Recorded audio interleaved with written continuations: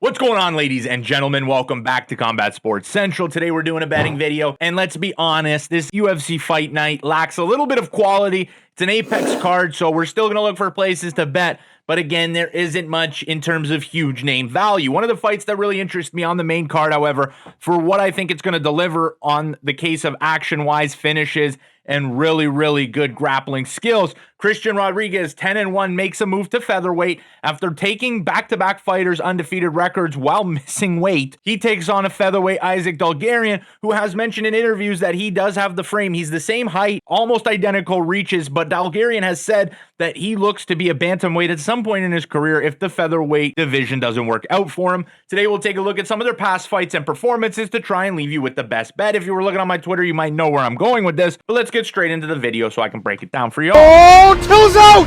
It's over! It's over! That's what I'm saying, boy! Oh! He got dropped! It's over!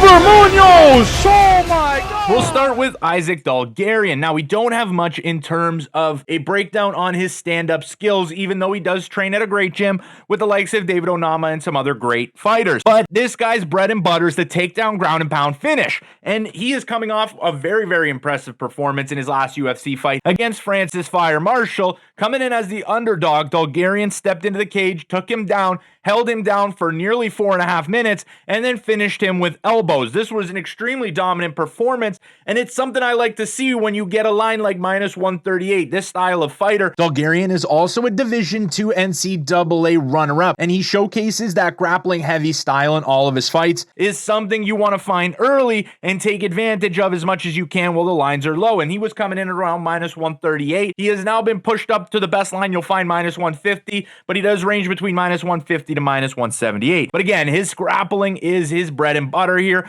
His takedowns are slick, and he is super strong. You can tell from his frame being a little bit smaller, more compact, but he is jacked as it comes. He trains, he lives out of an RV, so I like that as well. Personality-wise, he has something to fight for. A little bit of the risk on the Dalgarian side is that he has never seen a second round. In all 6 of his professional wins, he's finished it before the 5-minute bell, and this also includes another 4 finishes in the first round for his amateur career, so neither pro or amateur in 10 fights has he ever seen the second round. And then you take a look on the other side of the cage, Christian Rodriguez, who really is well-rounded anywhere. I think that if I was to guess, because again, we don't have much on the Dalgarian side when it comes to his striking, if I were to guess, Christian Rodriguez might have him beat. Rodriguez is great moving forward and countering. He moves forward while still countering with his boxing, and he did a great job. You see it in the Simon fight, you saw it in the Raul Rosas fight, and then you can also look at the fact that he is a great grappler. Raul Rosas Jr. was touted as an extremely relentless grappler, but Christian Rodriguez showed some of the takedown defense that he does have. He held Rosas Jr. to 18% takedown accuracy on 16 attempts, and Christian Rodriguez showed a great ability to feed through his hips on Rosas Jr.'s takedown attempts and actually end up in top control himself. This is extremely impressive grappling from Christian Rodriguez, but again, Rosas Jr. was still able to land a takedown or two, and when he did land a takedown, he would go for submissions where he would give up position. I do not see Isaac Dalgarian going for those same submission attempts and giving up position. I think he's going to get top control, he's going to go for elbows, and he's not going to leave openings for transitions that we saw in the Raul Rosas Jr. fight for Christian Rodriguez, where he was really impressive. Otherwise, on the Christian Rodriguez side, he's actively looking for submissions. I would like to say he goes for submissions a lot. That's risk and reward for when you're fighting a grappler like Isaac Dalgarian. If you are to miss on a submission attempt and give up a bad position, Dalgarian's going to take advantage of it. He's going to hold you down. He's going to look for opportunities, but he's not going to go out of his way to try and land a finish, even though he's finished all 6 of his fights in the first round on the mats via ground and pound. If I'm looking for a spot to bet in this fight, I went Isaac Dalgarian. I had him at -138. That line was just too good for me to pass up for a guy who I know he hasn't gone past the first round, so when we get to that third round, we'll see. But at the end of the first round against Francis Marshall, when he gets his position,